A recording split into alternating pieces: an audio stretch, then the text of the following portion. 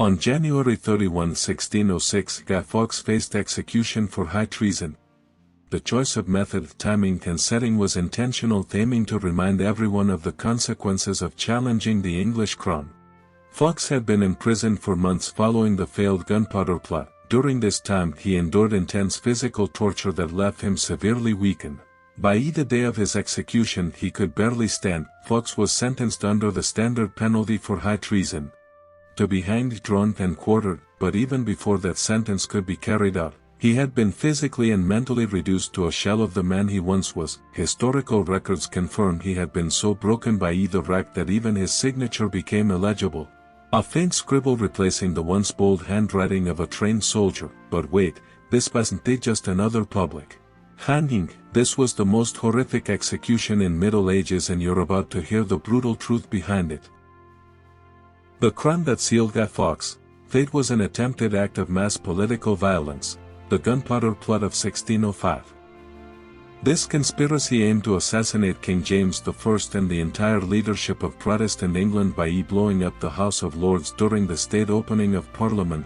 The plan was not only radical in scope, it was treason of the highest order. At its core, the plot was motivated by deep religious conflict. Since the English Reformation, Catholics had lived under increasing persecution.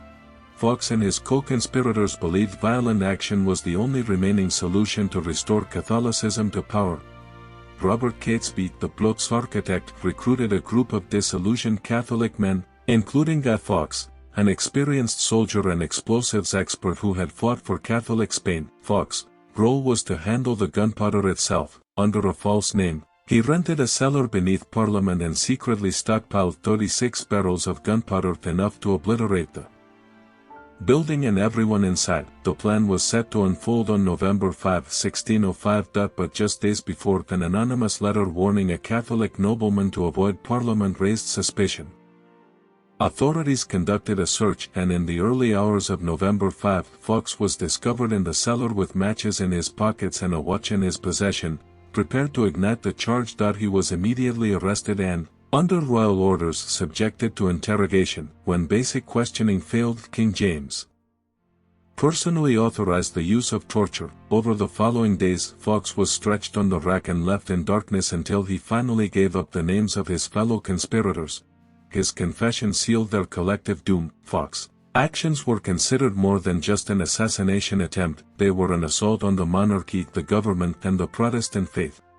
Parliament passed laws in direct response to the plot, reinforcing anti-Catholic legislation and instituting November 5 as a day of national thanksgiving. In the eyes of the crown, Fawkes had not only tried to commit murder, he had threatened the stability of the entire English state. His sentence reflected the perceived magnitude of this threat.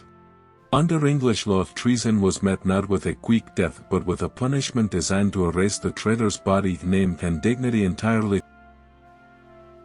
Following his confession and conviction for high treason, Guy Fawkes was condemned to suffer the most severe punishment available under English law at the time: hanging, drawing and quartering. This was not simply a method of execution. It was a legal ritual of obliteration, designed to inflict maximum pain, remove all dignity and erase the traitor's body from memory and the earth. The sentence was divided into several deliberate stages, each with symbolic weight and calculated cruelty. First, the condemned was to be drawn to the place of execution. This meant being tied to a wooden hurdle or a cart and dragged through the streets from prison to the scaffold. It was meant to humiliate and expose the traitor to public contempt even before death began. Second came the hanging, but not to kill. The rope would suspend the prisoner until he was near death, but carefully lowered or cut down while still alive. The purpose was to keep the body conscious enough to experience the next phase. Next, while still breathing, the condemned would be disemboweled, the abdomen was sliced open, and the intestines and other internal organs were pulled out slowly. The genitalia were severed and burned alongside the entrails, sometimes before the victim's eyes. This was not just punishment, it was a statement. The destruction of reproductive organs was intended to deny the traitor any legacy. Following this, the victim was beheaded and the body quartered, sliced into 4 parts. Each quarter, along with the head, would be distributed to different parts of the country and displayed publicly. Before Guy Fawkes ever reached the scaffold, the true destruction of his body and mind had already begun. His execution was simply the final chapter in a process that had been unfolding since the moment of his arrest. In the weeks following the failed Gunpowder Plot, Fawkes endured a sustained campaign of psychological and physical torture, not to punish him but to extract information and confession through calculated suffering. Fawkes was imprisoned in the Tower of London, a site historically associated with state-sanctioned torment. Upon his arrival, he refused to give up the names of his fellow conspirators. His resistance was not only noted but seen as defiance against royal authority.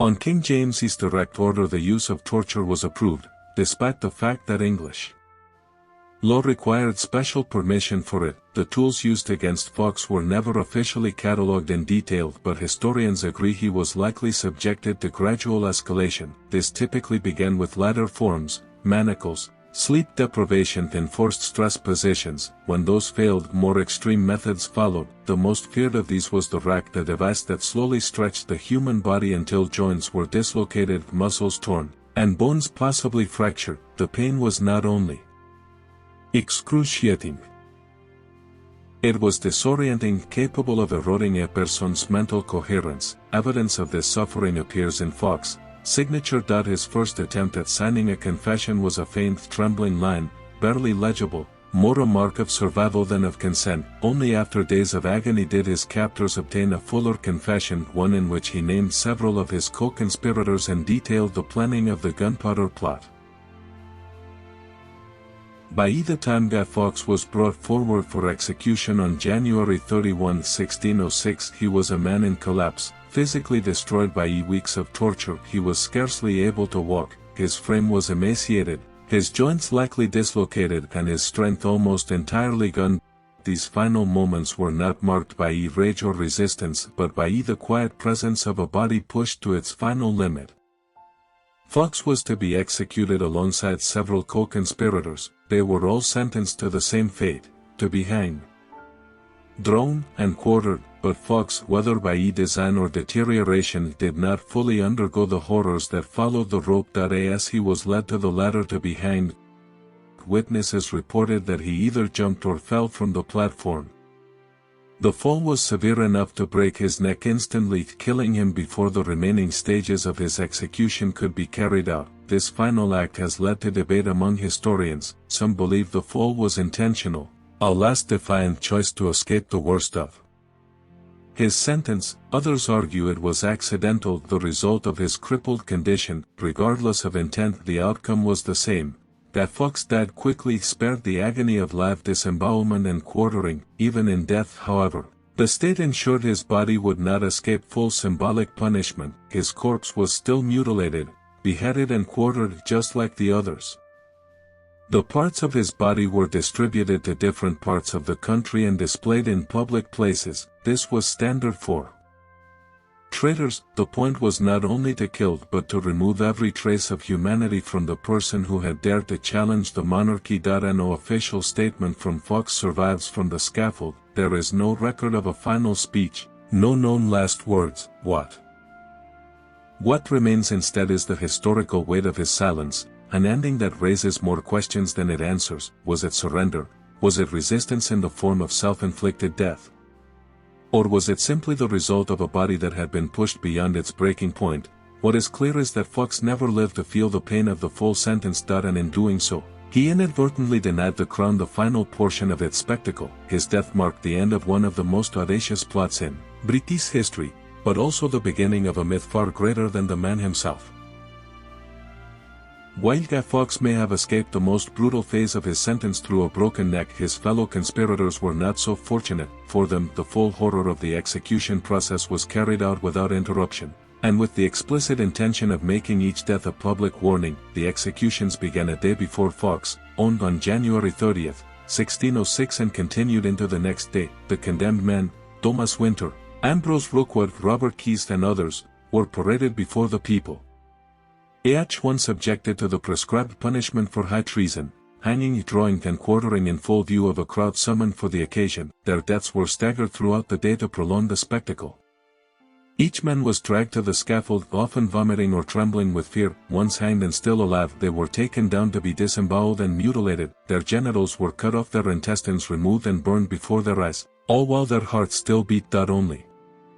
Then were they beheaded and their bodies quartered. Some conspirators managed to speak final words before dying. Thomas Winter reportedly confessed and asked for forgiveness. Others remained silent. A few attempted to show bravery, but even stoicism could not protect them from what followed. The executions were slow, deliberate, and meticulously choreographed to extract the maximum psychological impact from the audience and to affirm the total power of the crown. Witnesses, both noble and common, stood close enough to see the blood and hear the screams. While some cheered, others watched in stunned silence. For many, these executions were a display of justice, but even then there were those who recalled at the sheer cruelty on display.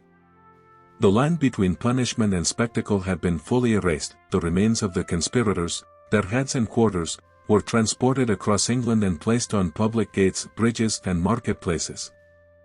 The intention was to extend their punishment beyond death.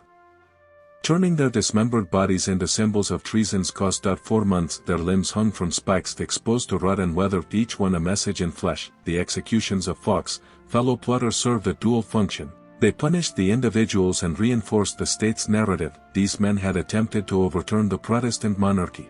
Their deaths ensured that the price of such ambition would be permanently etched into public memory.